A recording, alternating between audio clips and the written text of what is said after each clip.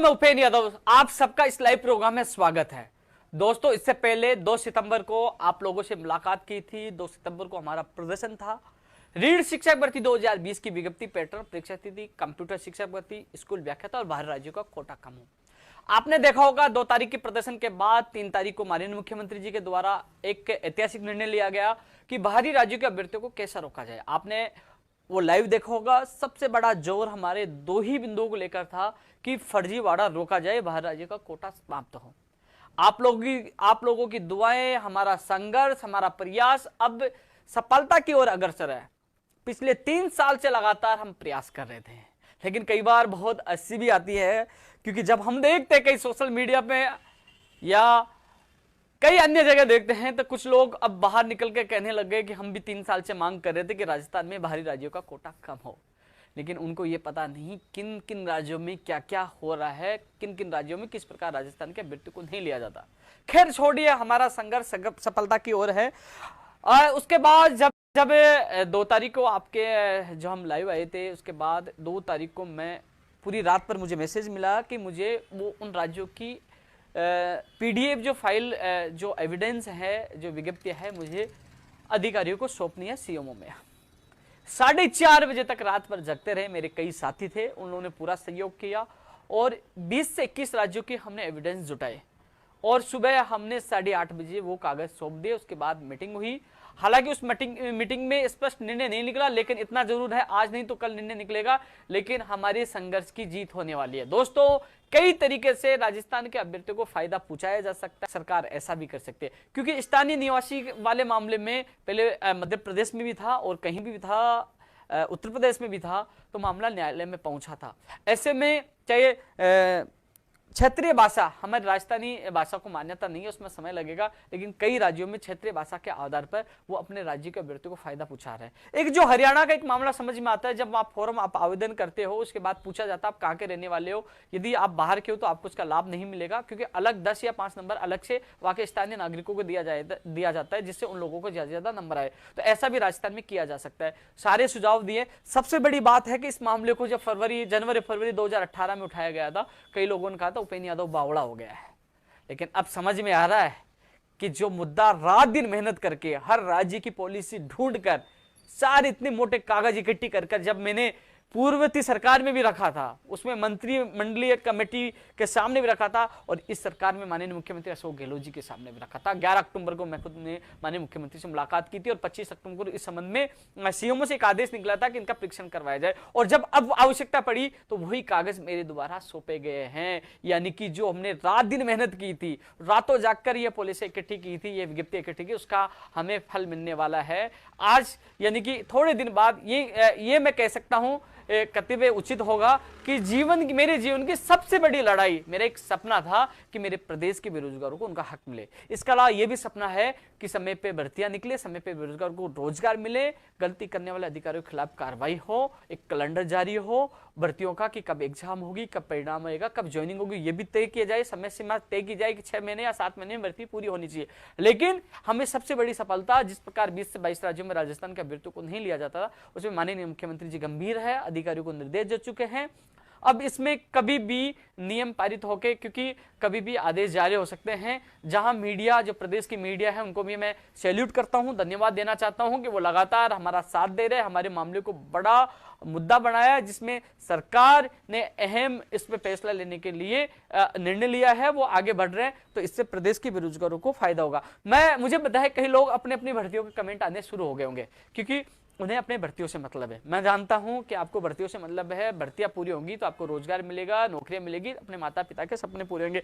लेकिन आप सोचिए, मैंने पिछले वीडियो में बताया था कि हम बाहरी राज्यों का कोटा समाप्त कर देंगे तो उपेंद्र यादव को थोड़ी फायदा होगा, राजस्थान के प्रत्येक उस व्यक्ति को फायदा होगा जिनका हक बाहरी राज्यों के अभ्यर्थी लेके जा रहे थे। ये जीत उपेंद्र यादव की नहीं है, ये जीत अपने राजस्थान के प्रत्येक नागरिक की है, प्रत्येक बेरोजगार की, और आपकी जीत है। हम सब ने मिलकर एक सपना देखा था, वो सपना पूरा होने वाला है। माननीय मुख्यमंत्री जी इस मामले में संवेदनशील है। यदि माननीय मुख्यमंत्री जी ये फैसला करते हैं तो इतिहास में उनका भी नाम दर्ज होगा और हमारे संघर्ष का भी नाम दर्ज होगा, क्योंकि ये हमने लगातार 3 साल तक संघर्ष किया। एक एक एविडेंस हमने जुटाए हैं और सौंपे। इस बार भी मैं सौंप के आया हूं, सारे उनको एविडेंस दिया है और हमारे एविडेंस मजबूत है, उनका परीक्षण चल रहा है और जल्दी राजस्थान में बाहरी राज्यों का कोटा समाप्त होगा। राजस्थान के बेरोजगारों को उनका हक मिलेगा। अब सरकार को तय करना है कि वो 10वीं बारी वाली अनिवार्यता रखते हैं या स्थानीय नागरिकता वाले रखते हैं या अलग से बोनस नंबर देते हैं या राजस्थान का सामान्य ज्ञान ज्यादा बढ़ाते हैं। अब सरकार को परीक्षण करके तय करना होगा। लेकिन अब इसमें जरूर है कि राजस्थान के बेरोजगारों को बहुत बड़ा फायदा होने वाला है, यानी कि हमारा जो संघर्ष कामयाब होने वाला है। आप सबको अग्रिम शुभकामनाएं। इस पहल में साथ देने के लिए मैं एक बार फिर प्रदेश की मीडिया को धन्यवाद देना चाहूंगा जो साथ दे रहे हैं, और माननीय मुख्यमंत्री जी ने जिस प्रकार संवेदनशीलता दिखाई है और अधिकारियों को निर्देश दिए कि इस पर जल्द से जल्द फैसला किया जाए, तो अपने लिए ये अच्छी खबर है। एक दूसरी बात दोस्तों, आज रीट शिक्षक भर्ती 2020 कंप्यूटर शिक्षक भर्ती और स्किल व्याख्याता को लेकर 3 बजे मीटिंग थी, लेकिन कतिपय कारणों से नहीं हो पाई। उनके शिक्षा मंत्री जी के पीएस साहब से मेरी बात हुई, उन्होंने कहा कि कल 12:30 बजे प्रस्तावित है, उन्होंने कल के लिए कहा है। तो कई दोस्त कहेंगे कि लगातार गोलियां मिल रही है, लगातार तारीख पे तारीख मिल रही है, लेकिन एक दिन में कुछ नहीं जाता, कई कारण हो सकते हैं। कल का इंतजार हमें करना होगा, इतने दिन हमने इंतजार किया है। हालांकि 2 सितंबर को आप लोगों को बुलाए थे, रीट के मात्र 5 लोग पहुंचे थे, वो केवल घर बैठे कमेंट कर सकते, कुछ नहीं कर सकते, लेकिन हम आपके मामले को ठंडा नहीं पड़ने दिया। आपकी आवाज मजबूती से उठाई, शिक्षा मंत्री जी के सामने भी रखी। उन्होंने उसी दिन हमारे डेलीगेशन से मुलाकात करते ही उन्होंने 7 तारीख की मीटिंग रखी, लेकिन आज किन्हीं कारणों से नहीं हो पाई। लेकिन कल फिर मीटिंग है, मुझे आशा है कि कल की मीटिंग में निर्णय निकले और बेरोजगार 11 लाख बेरोजगारों का इंतजार समाप्त हो। हालांकि इसमें एक चीज और बता दूं, क्योंकि कई लोग, बहुत कम लोग, नए लोग अब धीरे धीरे जुड़ते जा रहे हैं, पुराने लोग बहुत कम हैं। जो लोग मेरे से ट्विटर पे जुड़े हैं, यानी कि उपेन यादव ऑफिशियल के नाम से मेरा ट्विटर अकाउंट है और उसमें 1,36,37,000 लोग फॉलोअर हैं, तो उनको पता है कि मैंने पहले ही स्पष्ट कर दिया था, क्योंकि जब कांग्रेस सरकार सत्ता में आने से पहले जो समर्थन दिया था, कई लोग आ रहे हैं कि हमने समर्थन दिया था, लेकिन समर्थन जब हमने दिया था तो उनके घोषणा पत्र में कई बातें डलवाई थी कि रीट की विसंगतियां दूर की जाएगी। वो डलवाने वाला मैं खुद स्वयं था, उनके घोषणा पत्र में डलवाया था। उसके बाद उन्होंने वेटेज समाप्त करने का वादा किया था और शिक्षा मंत्री जी ने वादा किया था कि वेटेज की जो बीमारी है, जिससे लोग फर्जी डिग्री, एडिशनल बीए की डिग्री लेकर उससे हमें आजादी मिलेगी और वो वेटेज जैसी बीमारी को समाप्त करेंगे। तो दोस्तों, मुख्यमंत्री से जब शिक्षा मंत्री की जो मुलाकात हुई, जो मीटिंग हुई, उसमें अभी तक यही निकल के आ रहा था कि एक एग्जाम पे विचार किया जा रहा है, लेकिन एक एग्जाम होता है तो 10% ही वेटेज जुड़ेगा। कई लोग कह रहे हैं 95 होना चाहिए। दोस्तों, मैंने वो 95 की बात रखी थी, लेकिन उनका कहना था कि यदि 95 किया जाता है कहीं ना कहीं बढ़ती कोर्ट में अटक सकती है। 90-10 ठीक है, लेकिन कई लोग कह रहे हैं कि हम तो वेटेज से मारे जा रहे हैं। तो उन लोगों को कहना चाहूंगा कि पहले 30% बीए का वेटेज जुड़ा था, अब केवल 10 जुड़ा, यानी कि 20% का आपका फायदा हुआ है, मुझे पता है। लेकिन इतना जरूर है कि अब 2 एग्जाम, संभावना एक की बताई जा रही है, अब 2 होंगी या कैसा होगी वो कल होने वाली मीटिंग, जब भी मीटिंग कल की बता रहे हैं, उसी मीटिंग में फाइनल होगा। हमारा प्रयास था कि बाहरी राज्यों का कोटा खत्म हो, कॉमर्स वालों को शामिल किया जाए, वेटेज से हम लोगों को राहत मिले। तो उन्होंने शिक्षा मंत्री जी ने वादा किया था, वो वादा पूरा करेंगे, क्योंकि 7 जून 2018 को अशोकनगर थाने में इन्हीं मांगों को लेकर हमें जेल में डाला गया था। हमने मांग की थी कि वेटेज समाप्त हो, बाहरी राज्य को कोटा समाप्त हो और राजस्थान की भर्तियों में इसके अलावा कॉमर्स वालों को शामिल किया जाए। हमें वो जेल का दिन आज भी याद है और उन्होंने, कांग्रेस सरकार आने के बाद उन्होंने वादा किया था, तो मुझे विश्वास है कि माननीय शिक्षा मंत्री जी अपना वादा पूरा करेंगे।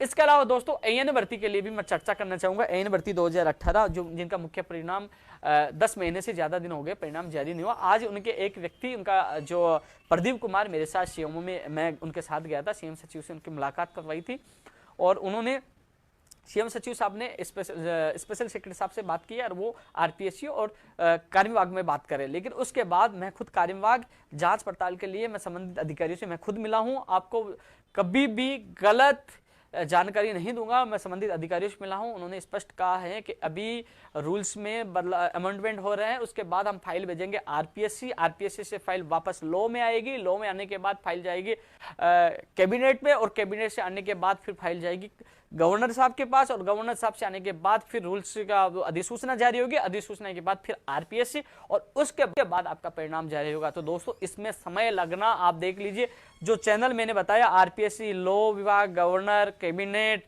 और कार्य विभाग, तो आप देख लीजिए 5 दिन भी लगाए तो ये महीना तो आपका जा चुका है, यानी कि इस महीने परिणाम आने की संभावना कम है। रूल्स में बदलाव हो रहा है। सबसे बड़ी लापरवाही इस आरपीएससी की है, आरपीएससी के अध्यक्ष मोदी की है। अध्यक्ष मोदी आपको दिखता नहीं था क्या उस समय जब आरएस में रूल्स 15 में बदलाव किया गया था, तो उस समय ही आप एएन भर्ती 2018 में भी बदलाव करना चाहिए था। आप इतना समय इन बेरोजगारों कर रहे हैं जितने समय आपको बददुआई लगेगी, क्योंकि आपने इन बेरोजगारों का समय खराब किया है। स्पष्ट कह दूं, उस समय हमने अवगत भी कराया था। आप चाहते तो अभी तक नियमों में संशोधन हो गए, इनका परिणाम जारी हो सकता था, लेकिन नियमों में संशोधन होने के बाद फिर कोर्ट में आपका ये परिणाम पेश किया जाएगा कि साहब इसमें भी नियम संशोधन कर दिया रूल्स 15 में, इसलिए इनका परिणाम निकालने की अनुमति दी जाए, तो उसके बाद आपका परिणाम आएगा। लेकिन मजबूरी है, कोरोना लगा हुआ है, आरपीएससी जा नहीं सकते। हमारे साथियों ने वहां धरना प्रदर्शन की परमिशन लेने की कोशिश की थी, लेकिन पुलिस वालों ने स्पष्ट मना कर दिया कि हमें परमिशन नहीं देंगे। इसलिए दोस्तों वहां धरना प्रदर्शन कर नहीं पा रहे। आज भी जयपुर में इकट्ठे हुए माननीय मुख्यमंत्री जी का आभार इसलिए जताने के लिए क्योंकि मुख्यमंत्री जी एक ऐतिहासिक निर्णय ले रहे हैं, बाहरी राज्यों का कोटा समाप्त कर रहे हैं, जिसके लिए हमने 3 साल संघर्ष किया। बाहरी राज्य का कोटा समाप्त करने पर माननीय मुख्यमंत्री जी का आभार जताया कि वो ऐसा निर्णय कर रहे हैं। इसके अलावा जो हम संघर्ष कर रहे थे, जिसके लिए अनशन किया, लाठियां खाई, रीट शिक्षक भर्ती 2018 लेवल 1 और 2 की एक और सूची के लिए, उस मांग को माननीय मुख्यमंत्री जी ने माना है और कहा है कि उसकी एक और सूची जारी होगी, क्योंकि ये भी लंबा संघर्ष था। 40 दिन तक 43 दिन तक बीकानेर धरना, अनशन, लाठियां, जेल, और उसके बाद हमें कहा गया था कि हाईकोर्ट का निर्णय की कॉपी आ जाए, फैसला आ जाए, उसके बाद आपकी सूची जारी की जाएगी। लेकिन हाईकोर्ट के फैसले आने के बाद भी हमारा मामला उलझ चुका था। माननीय मुख्यमंत्री जी के इस निर्णय के बाद आज एक और सूची जारी से इन 3503,000 लोगों में जो है खुशी की लहर आई है, क्योंकि इन लोगों की सूची जारी होगी और जो हमसे वादा किया वो पूरा माननीय मुख्यमंत्री करें। उनके लिए माननीय मुख्यमंत्री जी का भी बहुत बहुत धन्यवाद कि रीट 2018 की एक और सूची जारी हो रही है। 2016, 2017 जो 16 साइंस मैथ का जो परिणाम आएगा उनको मैं विश्वास दिलाना चाहता हूँ। परिणाम नहीं कि हाई कोर्ट से जो फैसला आएगा उनको विश्वास दिलाना चाहता हूँ। हाई कोर्ट से फैसला बता रहे 10 तारीख को सुनवाई है, फैसले आते ही मैं कोशिश करूंगा उस आदेश को आपको लागू करवाकर साइंस मैथ की आपकी एक और सूची जारी करवाए। 2016 सुप्रीम कोर्ट वाले में भी मैंने अवगत करवा दिया था कि मंत्री जी की मीटिंग है, एक बार उस पर पुनर्विचार करें कि सुप्रीम कोर्ट में एसएलपी वापस लेने वाली मांग है, चाहे 2012 वाली मांग हो और चाहे 2017 संस्कृत विभाग वाली मांग हो। उससे सुभाष गर्ग साहब से हम निवेदन करेंगे कि उसके एसएलपी को वापस ली जाए, इनको राहत दी जाए, वो भी हम कोशिश कर रहे हैं। इसके अलावा दोस्तों और कई चीजें हैं। कंप्यूटर शिक्षक भर्ती, स्कूल व्याख्याता को लेकर भी कल जो मीटिंग है उसमें मुख्यमंत्री जी अधिकारियों के सामने उसमें चर्चा करेंगे। उसमें क्या निर्णय निकल के आता है वो तो मीटिंग के बाद ही हम लोगों को पता चलेगा। इसके अलावा दोस्तों लगातार आप लोगों के बीच में है, कोरोना चल रहा है और जो आज का प्रोग्राम था, हमने राजस्थान पुलिस कांस्टेबल जो हैं कर्मचारी हैं उनका वेतन पे 2400 से 36 पे ग्रेड करने की मांग की थी। इसके अलावा और उनकी कई मांगे थी, हमने रखी थी। हालांकि हमारा प्रदर्शन पुलिस मुख्यालय पीओच की लालकोठी में था, लेकिन 4 एसओचओ के फोन, गार्डिया, डिप्टी साहब, एसपी साहब, सबके फोन आ रहे थे कोरोना में आप पे नियमों का उल्लंघन कर रहे, आपको जेल में डाला जाएगा, मुकदमा दर्ज किया जाएगा और आपको नहीं करने देंगे।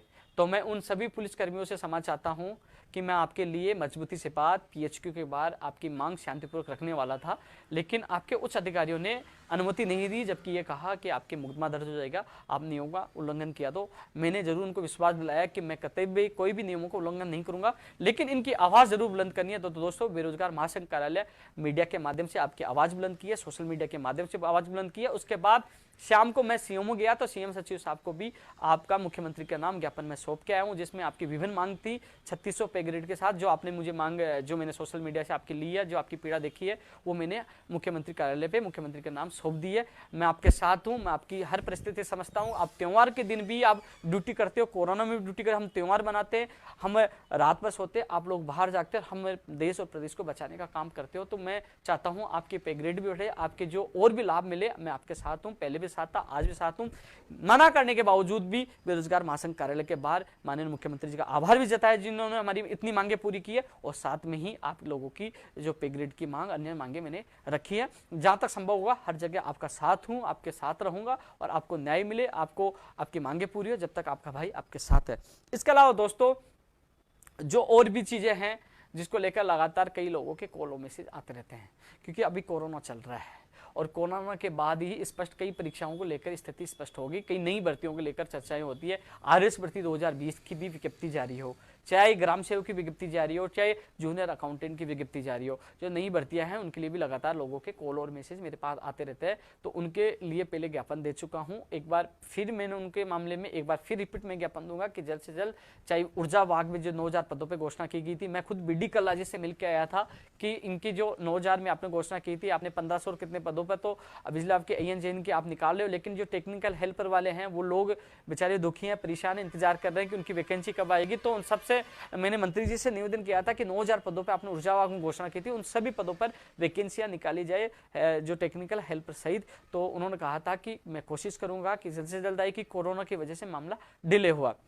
उस शिक्षा मंत्री से भंवर सिंह भाटी जी से भी कॉलेज लेक्चरर की मांग की है और गुड एकेडमी की नियम हटाने की मांग की। उस दिन 3 मंत्रियों से मेरी मुलाकात हुई थी, तो उन्होंने विश्वास दिलाया था गुड एकेडमी की वजह से ही भर्ती प्रक्रिया लेट होती है, कॉलेज लेक्चरर की भर्ती भी जल्द आएगी। कंप्यूटर वाली लगातार लोगों के मैसेज आते हैं, अभी भी आ रहे होंगे, लेकिन इसमें फाइनल निर्णय शिक्षा मंत्री को लेना है। हमारा काम था आपकी आवाज उठाना। दोस्तों एक चीज और बताना चाहूंगा कि हाँ, मैं 2 दिन से फोन नहीं उठा पाया था, लेकिन मुझे एक चीज बताइए, मैं आज जयपुर में आके माननीय मुख्यमंत्री जी को धन्यवाद दिया, पुलिस वालों की मांग उठाई है, क्योंकि 2 दिन में फोन नहीं उठा पाया था। कई लोगों के मैसेज ये मुझे मिले,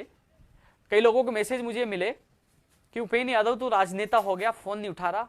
कुछ लोगों ने उल्टे कमेंट भी किए, लेकिन मैं उनसे पूछना चाहूंगा, मेरे पिताजी यानी कि मेरे पापा जी का एक्सीडेंट हुआ, मैं उनके साथ हॉस्पिटल था, उनके पैर में फ्रैक्चर आई, मैं उनके साथ था, जो मेरे सब कुछ है मैं उनके पास था, मैं फोन कैसे उठा पाता, कैसे जवाब दे पाता।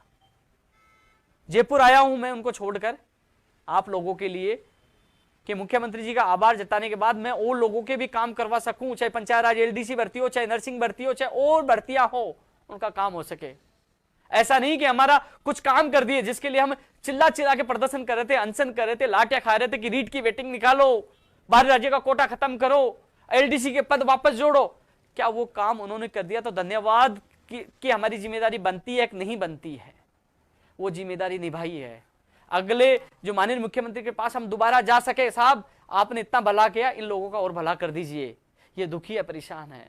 चाहे इसे सिलेबस चेंज करने का मामला हो AN JN में, चाहे परीक्षा केंद्र राजस्थान देने का मामला हो, चाहे नई भर्तियों का मामला हो, चाहे लंबित भर्तियों का मामला हो, चाहे परीक्षा कराने का मामला हो, चाहे परिणाम निकलवाने का मामला हो, जाना तो मुझे वही है ना। आज भी CM जाके आया हूं, धन्यवाद देके आया हूं, कई डेलीगेशन को साथ लेके गया हूं, लेकिन फोन नहीं उठाना, मैसेज का रिप्लाई नहीं देना, तो परिस्थितियां समझना होगा। मैंने सोशल मीडिया पे नहीं डाला कि हाँ मेरे परिवार पे संकट आया है, लेकिन आप लोगों की दुआओं से, भगवान के आशीर्वाद से पापा जी सलामत हैं। पैर में फ्रैक्चर है, 2-3 फ्रैक्चर हैं, लेकिन आज मैं हूं तो उनके बदौलत हूं, वो मेरे लिए सब कुछ है। मैं उनके साथ था, फोन नहीं उठा पाया, तो कम से कम आपको परिस्थितियां समझनी होगी। फिर भी मैं उनको अकेला छोड़ के आपके बीच में आया हूं, आप लोगों की मांग उठाने के, क्योंकि आपको न्याय मिले, क्योंकि आज रीट की मीटिंग थी, कई चीजें मुझे पता है, इसलिए मैं घर से आप आते क्या, आप सोचिए आप आते क्या, लेकिन नहीं, जिन मामलों को मैंने अधूरा छोड़ा है उनको पूरा करूं, आप लोगों की आवाज बुलंद करूं। तो कोशिश यही रहेगी दोस्तों, हर व्यक्ति की आवाज उठाने की कोशिश करता हूं। आज मैं दिनेश बोर्ड भी जाके आया, CMO भी जाके आया हूं, PHQ के बाहर गया, लेकिन पुलिस वाले थे, वहां से आना पड़ा, यहाँ प्रदर्शन किया। सुबह घर से 9 बजे निकला था, अभी तक मैं घर नहीं पहुंचा। पूरे दिन भर दिल में एक ही ख्याल चलता है कि हाँ ज्यादा से ज्यादा मैं युवाओं का भला करूं, उनके भविष्य के लिए लड़ाई लड़ूं। कृषि प्रयोगशाला और प्रयोगशाला साई की एक और सूची जारी होने की बात थी, तो आज मैं सेक्रेटरी साहब से मिलकर आया हूं, जल्दी ही जारी होगी, उन्होंने आश्वासन दिया कि इस पे काम चल रहा है। CMO में AN वाला मैंने आप लोगों को बताया, NTT वाला भी अभी जल्दी ही मामला हल होने वाला है, उनका भी सितंबर में NTT का भी परिणाम आ जाएगा, लेकिन AN को लेट हो रहा, वो RPC की लापरवाही की वजह से है। इसके अलावा दोस्तों जो महिला आंगनबाड़ी कोटा कार्यकर्ता, वो कोर्ट से निकलना है, फैसला सुरक्षित है, वो कोर्ट लिस्ट में पता चलेगा, लेकिन उसकी भी ज्वाइनिंग जल्द होगी, जैसे आया विभाग ने तैयारी करके कोर्ट का फैसला आते ही उसकी भी ज्वाइनिंग होगी। लगातार हर बेरोजगार के लिए कोशिश करें। मैं खुद बीमार हूँ, मेरे गले में बहुत भयंकर दर्द है, खाना नहीं खा पा रहा, लेकिन फिर भी मैंने आप लोगों को कहा था मैं आपके बीच में रहूंगा, मैं आपके बीच में लाइव हूँ, कोशिश करता हूँ हर बेरोजगार की बात पहुँचाने के लिए। और मैं मुख्यमंत्री से भी मेरी जल्दी ही मुलाकात होने वाली है। आज भी हमने बेहतरीन प्रयास किया है कि हमने मुख्यमंत्री जी तक एक बात पूछाई है कि आप काम कर रहे हो, संवेदनशील हो, हम आपके साथ हैं, आप हमारे अभिभावक हैं, हम आपके बच्चे हैं, हम चाहते हैं कि धीरे धीरे सारी भर्तियां पूरी हो जो लंबित है। धीरे धीरे का ये मतलब नहीं है कि 2-4 साल तक धीरे धीरे मतलब सबका नंबर आएगा। जैसे आपने एक कृषि परीक्षक प्रयोगशाला से एक महिला सुपरवाइजर को ज्वाइनिंग दी है, तो जैसे जैसे इन लोगों को ज्वाइनिंग दो, सेकंड ग्रेड वालों को ज्वाइनिंग हुई है, एलडीसी वालों की है, जो बच्चे जो और रह गए उनकी भी ज्वाइनिंग जल्द से जल्द दो। नई भर्तियां चाहे आरएस वाली जो मैंने बताई, इसकी पीटीआई हो, फर्स्ट ग्रेड सेकंड ग्रेड जो पीटीआई की भर्ती हो, तमाम विभागों की भर्तियां जल्द से जल्द आए, ये हम लगातार मांग कर रहे हैं। और कोरोना समाप्त होने के बाद हम एक बड़ी प्लानिंग के साथ एक बार हम अपनी ताकत दिखाएंगे। लेकिन जल्दी ही मैं कोशिश कर रहा हूँ माननीय मुख्यमंत्री से मुलाकात हो, जो तमाम भर्तियां जल्द से जल्द पूरी हो। लेकिन सबसे बड़ी हमारी जीत होने जा रही है बाहर राज्य का कोटा समाप्त हो। और ये जो फर्जी डिग्री वाला मामला है, तो वो उस मामले में यह है कि दोस्तों अकेला इंसान हूँ, अलग अलग जगह उलझ जाता हूँ। कनिष्ठ अनुदेशक भर्ती 2016 के मामले में भी जो श्रम कौशल विकास से जो भिजवाने थे डॉक्यूमेंट, वो आज मेल कर दिए गए हैं। जल्दी ही उनका रिजल्ट जारी होगा। प्रोविजनल में रखे गए थे, जो समस्या का हल पहले हो चुका था, उनकी समस्या का भी हल हमने जाके करवाया, उनका साथ दिया। तो हर व्यक्ति के पास जाना पड़ता है। जो लोग जुड़े हैं, सबसे ज्यादा मुझे पता है कि रीट 2020 के लोग जुड़े हैं। दोस्तों मुझे पता है आप इंतजार कर रहे हो, आपकी एग्जाम तो अगले साल ही होगी, यानी कि 2021 में ही होगी। इस साल आपकी एग्जाम नहीं होगी। अब यही है कि हम शिक्षा मंत्री जी से मैं निवेदन करना चाहूंगा कि 11 लाख बेरोजगार, आपकी हर पोस्ट, हर मीटिंग पे नजर है। आज भी नजर थी, आज भी नजर थी कि आज कुछ ना कुछ शिक्षा मंत्री बड़ी घोषणा करेंगे। लेकिन आज आपकी मीटिंग नहीं हो पाई, कल आपकी मीटिंग प्रस्तावित है। आपसे हाथ जोड़ के निवेदन करता हूं, इन लोगों में आक्रोश है। आप, मैं मानता हूं शिक्षा मंत्री जी, आपने सेकंड ग्रेड के 9,322 लोगों को ज्वाइनिंग दी, आपने एलडीसी वालों को ज्वाइनिंग दी, आप धन्यवाद के पात्र है। लेकिन साथ में उन लोगों की पीड़ा समझे जो लोग इंतजार कर रहे हैं कि मेरा पैटर्न क्या होगा, मेरी एग्जाम कब होगी और मेरी विज्ञप्ति कब जारी होगी। आपसे निवेदन है कि कल की मीटिंग में तीनों पे आप इसे तीनों चीजों पर फैसला करें कि कब विज्ञप्ति जारी होगी। पदों की संख्या बढ़ाने की भी मांग कर रहे हैं, जिसमें विशेष शिक्षकों की पद आए, पदों की संख्या बढ़ाई जाए, विज्ञप्ति जारी हो, पैटर्न जारी हो, क्या लोगों को पता चले कि वो तैयारी किस हिसाब से करें। और वेटेज समाप्त करने का आपने वादा किया, वो वादा भी पूरा करें। कंप्यूटर शिक्षक भर्ती भी निकाले, वो लोग इंतजार कर रहे हैं। 14,000 पदों पर आपने घोषणा की थी, उसकी विज्ञप्ति निकले। स्कूल व्याख्याता की जो 3,000 है, उन पदों को बढ़ा के उसकी भी विज्ञप्ति जारी हो। तो तमाम नई भर्तियों की हम बात कर रहे हैं, लंबित की बात कर रहे हैं। दोस्तों मैं आपको पुनः बता दूं, मेरी जगह कोई भी हो, घर से कोई नहीं निकलेगा कोरोना में। जिस मकान में मैं रह रहा हूं, जिस मकान में मैंने रहा हूं, उसमें मेरे मालिक जो है, मैं किराए पे रहता हूं जिस मकान में, वो भी कोरोना पॉजिटिव आज निकल चुके हैं। लोगों के बीच में रोज मिलता हूं मैं, डर तो मुझे भी लगता है, मेरे गले में बहुत भयंकर दर्द है, खाना खाया नहीं जा रहा है।